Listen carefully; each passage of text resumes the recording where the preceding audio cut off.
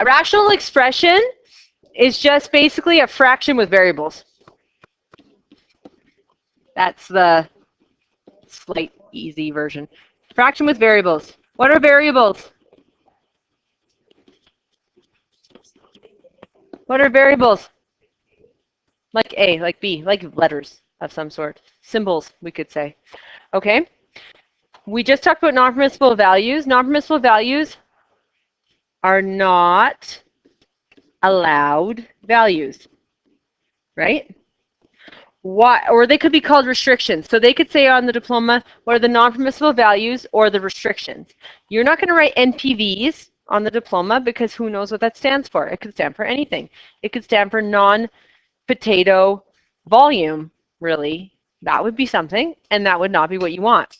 So we have to write non-permissible values. We could write restrictions, so they could ask you for the restrictions. Restrictions are just the same thing, just another word. So not allowed values. Why are the values not allowed? Because, no, because your denominator can't equal, what? 0.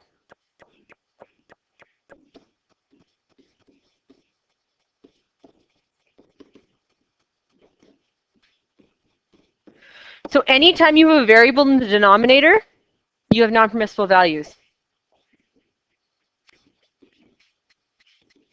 So if your denominator just contains a number, no variable, you have no non-permissible values. But the moment there's a variable in the denominator being the bottom, there's a value. You most often have non-permissible values. The only time you don't, for the most part, is if you have an addition of squares in the denominator. If you have an addition of squares in the denominator, so say you had x squared minus, or x squared plus 16, sorry, there's nothing I could fill into x that would get me negative 16. And I need to find something that I could fill into x that can make it negative 16, so that the denominator would be 0, correct? There's nothing I can fill in here. Any negative I plug into x and square it will make it positive. So in this case, I'm never going to have a non-permissible value when I have an addition of squares in the denominator. Okay? So we're going to go over non-permissible values first.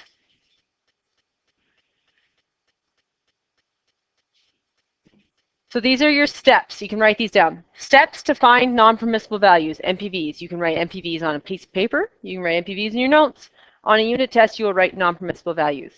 Every unit test from now on in the written response section, if you do not have written statements at the end of each one, you will lose marks. Okay? So in your written response on every single test from now till the end of time, if you do not have written response, you will lose, and you don't write a final conclusive statement, you will lose marks. Number 1, steps to finding NPVs. Factor the denominator. So you're either going to take out a GCF or a difference of squares, or maybe a GCF then a difference of squares, right? Number 2, set the denominator equal to 0 and solve for the variable. That's what you're going to do. Okay? These are your steps. So write down example 1. Consider the rational expression x plus 1 over 5x squared minus 5x. X plus 1 over 5x squared minus 5x. We want to determine the non-permissible values of the rational expression. So write that all down. Okay, if I ask you to do anything with the rational, then we care about the top and the bottom. But if all I'm asking you for is the non-permissible values, does the top give me any issues? No. The only place that non-permissible values come from is the fact that the denominator can't equal 0. We agree? So I'm not even going to look at the numerator. I'm just going to redraw it. If you have a phone note, it needs to go away. So you have x plus 1 in the numerator. Then in the denominator, is it in most simplest form? So that means, can I not take something out of it? Can it not be a difference of squares? So it is in the simplest form or not? Not. What could I take out? A 5x. So I'm going to write a 5 and an x. Now what can I take out of 5x squared? I can take out a 5x. When I take it out, what am I left with? an x, and then I have a minus sign, and then 5x divided by 5x is not 0, it is 1. Okay. The 5 and the x are multiplied together, correct? So we're going to do this. If we do this every single time, this will make your life easier. So we have x minus 1. Anything that's attached by a plus or minus sign, put in their own brackets. I always treat a minus or a plus like they're sewn together. They are stuck together. They are never coming apart unless I could take a GCF out of them or something, okay? The only thing I can do is take out the 5x, but this x minus 1 is stuck together in brackets. We agree? Are the 5 and x attached by plus or minus signs? No. So we can put them in their own brackets because they're just like besties. They're just sitting beside each other. That's totally inconspicuous. Okay. I think it is. No? It's near you. Okay. So, yeah, because they're not attached by plus or minus signs. They're in their own brackets. Anything that's in a bracket, we can set not equal to 0.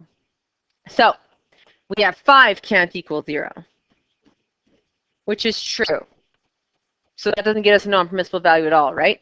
It actually doesn't have a variable, so it's not going to be an issue. We can't have x equal to 0, so x cannot equal 0, which is true. Because if this little x equals 0, we'd have 5 times 0 times something. What's anything multiplied by 0?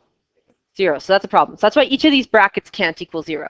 Because if each of these brackets did equal 0, it would cause the whole denominator to be 0, because they're multiplied, correct? So we have x cannot equal 0, and then we have x minus 1 cannot equal 0. So this one is done. It's already in x equals form. This one is not done. I need to get x by itself. How do I get x by itself? Add 1 to both sides. So I get x cannot equal 1. So there are my NPVs. X cannot equal 0 and 1. And I can check them. So if I put a 0 in, I'm going to get 5 times 0 times negative 1. That's 0, correct? So that would be problem. So that's good. 0 works. It would get me a 0 in the denominator. Then I can try 1. 5 times 1 is 5 times 1 minus 1, which is 0. What's 5 times 0? 0. So these are both good. These both would cause my denominator to be 0. 5 will never cause my denominator to be 0 because it's a 5. 5 can't equal 0, so that's good. It can never equal 0. It's not an issue. We only get non-permissible values with variables because 5 can never be 0, right? So it's never going to make my denominator be 0. It's a 5. State the restrictions. It's the exact same thing. The reason why I put this in my notes is to prove a point that if they ask you for non-permissible values or restrictions, they're asking you for the exact same thing. It's no different. Okay? You guys try, please. So determine the non-permissible values restrictions for each of the following is what it says. It's just cut off. Okay, let's look at these. So we have 3a minus 1 in the numerator. Do I care? No. All I'm asking for is non-permissible values. I'm not even asking you to reduce or anything. So I only look at my denominator. I say, hey, denominator, can I take anything out of you? GCF, possibly? No? Difference of squares? No? That's it. There's a minus sign in between the a and the 1, so they're sewn together. So I put brackets around them. Boom, boom. They're stuck together. Anything that's attached with plus or minus signs, please put brackets around. You might be like, well, that's just silly. Trust me, it helps immensely. Okay? So we take what's in brackets by itself and set not equal to 0. So a minus 1 cannot equal 0. We agree? Because this denominator can't equal 0. Then how do we get a by itself?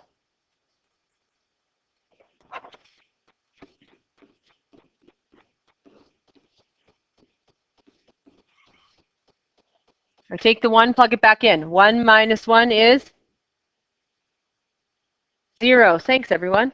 That's a problem. Boom. I have the right non-permissible value. Boom. Yes.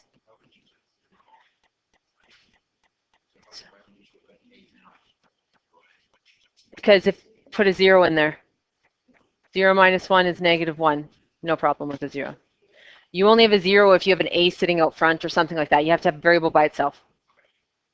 So if you're always questioning, like if a lot of people will say, I don't know if 0 is 1 or not, plug it in. 0 minus 1, negative 1. There's no problem with having a negative 1 in the denominator. I just can't have a 0. So plugging a 0 in doesn't make this be a 0. So 0 is fine. Okay. B, I'll leave the 4 be that. The bottom I can take out a k. And then I'm left with 2k minus 1. The 2k minus 1, the 2k and the minus 1 are sewn together. We agree? Put them in brackets. Then I have a k sitting out front. This is where I'm going to get that 0 problem. Whenever I have just like a variable sitting out front. Okay. So I have k by itself because it's not attached to anything with plus or minus signs. We agree? There's a GCF. Then I have 2k minus 1 by itself in brackets. So I take both those separately and I say they cannot equal 0. So k cannot equal 0. 2k minus 1 cannot equal 0. This one is done. It's already in k format. K can't equal 0. The other one is not done. It's not in k can't equals form yet. So what do I have to move first? Negative 1. How do I move that? Positive 1. So add 1. Because it's 2k minus 1. So to move a minus 1, I have to add 1. Now I have 2k cannot equal 1. What do I have to do next? Divide by 2. K cannot equal a half. So I have k cannot equal 0 or a half. If I plug them back in, I'd get 0 times 2k minus 1. It's going to cancel it off, so that's good. If I plugged a half into here, I get 2 times a half, which is 1. 1 minus 1 is 0. So it would make the denominator 0. So they're both good.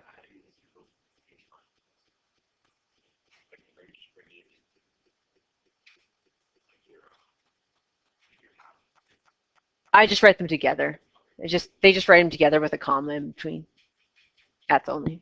There's 2 non-permissible values. Like I can box them separately like this, but on the diploma, they'll just write them together with a comma. C, what can I do? Yeah, the numerator is super cute. Like it. It can just stay there. Don't really care about it because all I'm asking about is non-permissible values. So I'm going to take a GCF out of the denominator. I have a 2. 2m divided by 2 is m. Plus 10 divided by 2 is 5. We agree? Then you got a bracket to 2. Does this 2 have a variable in it? No. So is that 2 going to get me a non-permissible value? No. I can just go 2 cannot equal 0. That's true. Great. No non-permissible value from it, though, because there's no variable. Right? Whenever there's a number in front like this, a 2, people will tell me, well, 0 is one of them. Well, let's plug 0 back in. 2 times 0 plus 5. What's 0 plus 5? 5. 2 times 5 is? So 0 an issue? I just got a 10 in the denominator. 0 is not a problem. Okay? So 2 cannot equal 0. Yay. Nothing to do with non-permissible values. This 2 does not have a variable. Variables give you non-permissible values. Numbers do not. Okay? So 2 sitting out front, no non-permissible values. Then I take the m plus 5 and set it not equal to 0. Yeah?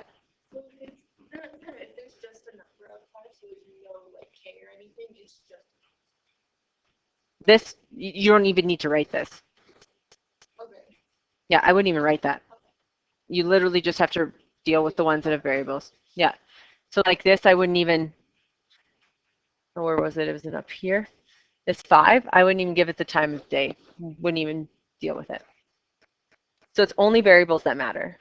So you don't even have to deal with the 2. I was just proving that the 2 has no issue. So I just take the m plus 5 and I subtract 5. M cannot equal negative 5.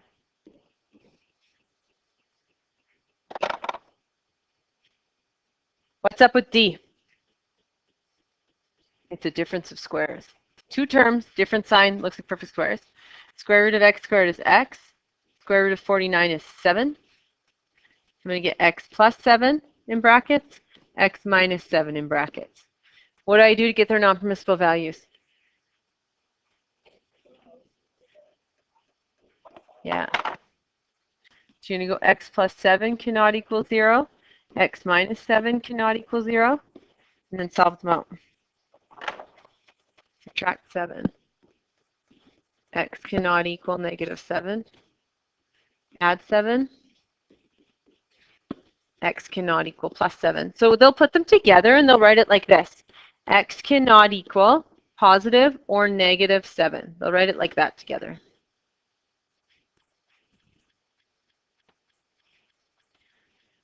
If we took both those and put them back in, so if I went 7 squared, say I put it back in, 7 squared is 49. 49 minus 49 is 0. So positive 7 doesn't work. Good.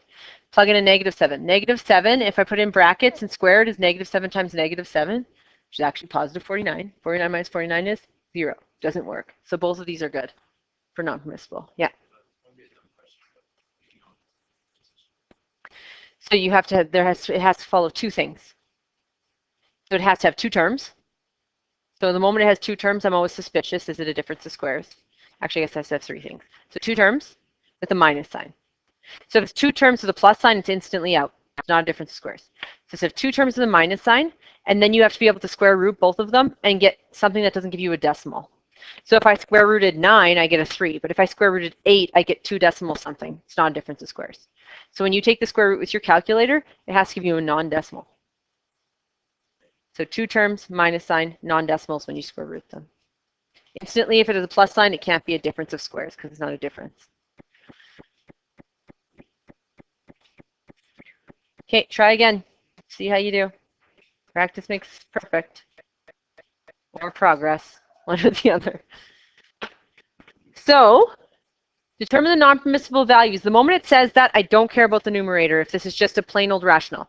So what we're going to be doing in this unit is we're going to be simplifying rationals, finding equivalent rationals, adding, subtracting, multiplying, dividing, and solving. This is just like a plain old rational. It's just something over something, right? So I don't really care what the top is because it's not asking me to simplify or anything. It's just asking me for non-permissible values. So I look at the bottom and I can take out a negative 2. So I go ahead and do that.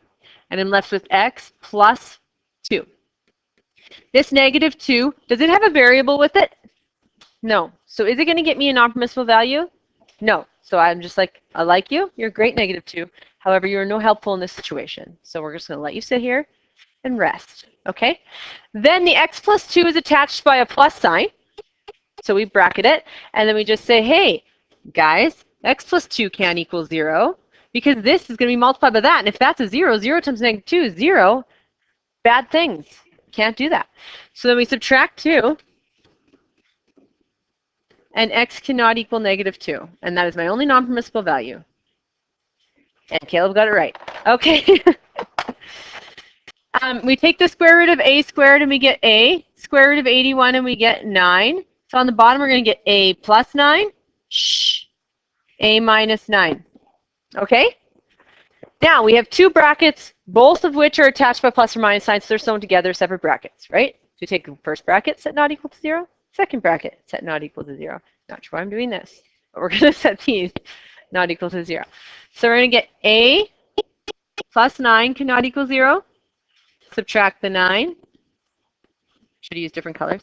A cannot equal negative 9. And then we have a minus 9 cannot equal 0. Use a different color. That's why I like Smartboard. Because you can see what operation we're doing here. Boom. A cannot equal 9. And then we go, a cannot equal plus or minus 9. Shh. Just a little bit of time left. You'll make it through, I promise. C, what could I do? Yeah. Yep. Yes. I want you to write out the whole thought process because you can have written response. And when they're more complex, people mess them up. Okay, so this one here, we can take out a p, and then we're left with 4p minus 1. Remember, we had two terms, so if you take a GCF out, we're going to have two terms.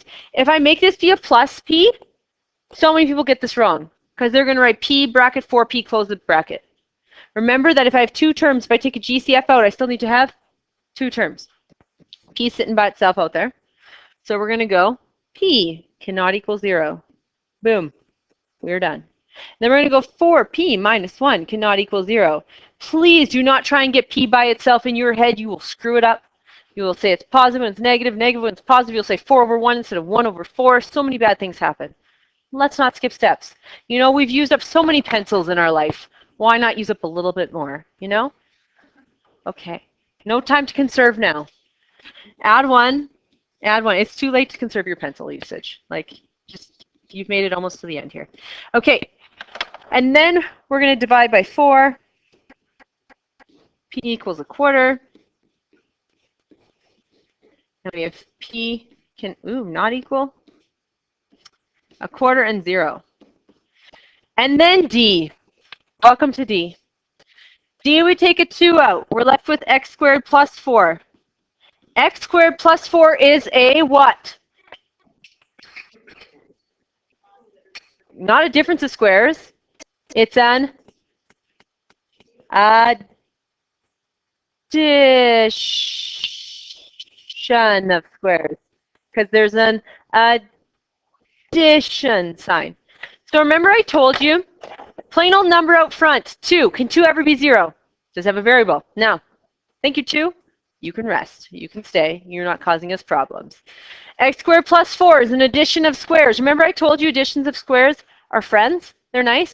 They don't cause any non-permissible values. Because I need to get this little bad boy here to equal -4 in order for it to go away, right? I need x squared to be -4. Then -4 plus 4 is 0. Then I have issues. We agree? But whenever I square any number, whether it's positive or negative, what's it going to turn out to be?